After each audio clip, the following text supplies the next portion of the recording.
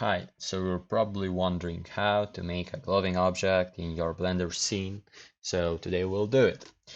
First of all, I'll delete this one. And after, let's go to world settings and make our world scene a little bit darker, just for our glowing to be more visible.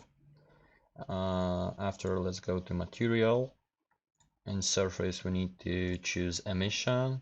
After, in color, we need to pick any color we want to.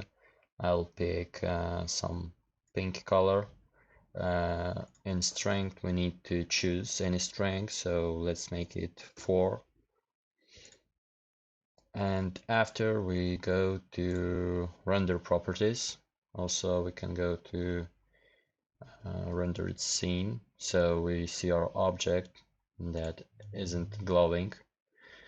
And if we'll click bloom, it will glow. Hooray! So also in bloom settings you can add one more color.